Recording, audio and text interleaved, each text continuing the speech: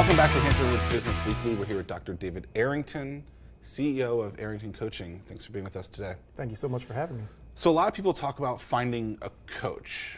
Maybe it's a life coach, a business coach, a head coach for a swim team.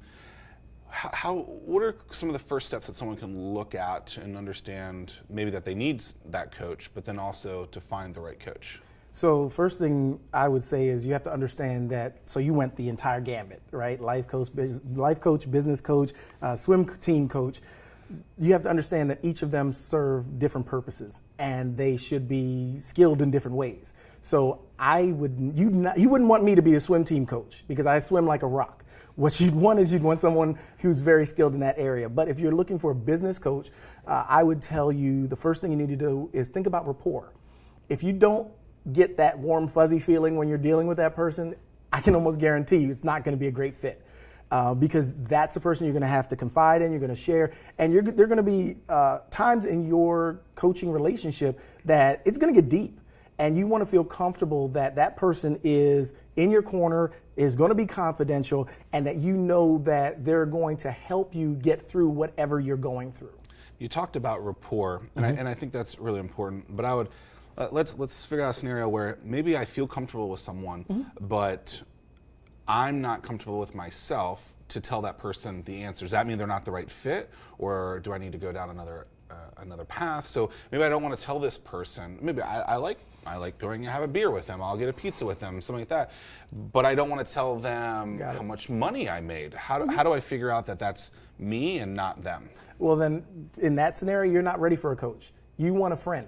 You want somebody that's going to come alongside of you and commiserate, but not help you solve any problems. So when I talk to my clients, I tell them up front, you're not paying to have a friend. I'm going to hold you accountable. I'm going to ask you the tough questions you won't ask yourself, the questions that your friends won't ask, the yes men won't ask. I'm going to help you succeed. So at that point in that scenario, that person's not ready for a coach, because everyone who wants a coach isn't ready for one. Because you have to be in a mature enough place. So if I ask you, okay, so what did you make last month? And you can have to be honest enough to say either I don't know, it was this, or wow, let me get back to you because I'm not even comfortable sharing that right now. What's the difference between a coach and a mentor? Excellent question. A mentor is that person that's already been ahead of you and that comes back and says, here's what I did. Hey, now if you do the same thing, you'll probably succeed. The difference between a coach and an advisor or a mentor is the coach doesn't go ahead of you and say, hey, guess what? Do this. The coach walks beside you and says, what do you think about this? How does this impact where you're going and what you're doing? And the difference between coaching and mentoring, coaching is actually more transformational. It takes longer to get the results because you're not being force-fed answers. But what happens is over time, you come up with your own best answers. That's when I know I'm really working with people, when they come up with their great answers. Because if I tell you something, you'll reject it just immediately. You'll buck it and you'll say, no, that's not right.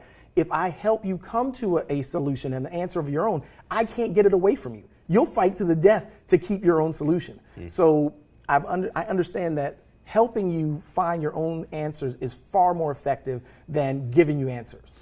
If someone was to look online right now or to resume check you or any coach, like what are they looking for, and how do they make sure that they are in that place by kind of sourcing through someone like you?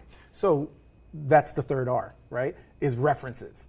So we didn't even plan this, but I kind of know the way this works. When people ask me, so references, I want you to, I'm the guy that doesn't even walk in with a contract when I first meet people, because I want you to feel so comfortable and confident that I'm the right person that I want you to check on my references. I actually give people phone numbers of my clients to call because I don't want you to feel like I pressure you or anything like that. It's got to be a decision you make. So check the references. If they have glowing references and you call a few of them or you know a few of them, that might be a great coach for you. Someone that is actually helping people to make the changes, helping them to earn more money, get their business in a better place. That's somebody that has a track record of success with other clients. Perhaps they'll be able to help you. David Arrington, figuring out where to find a coach using the 3 R's that were?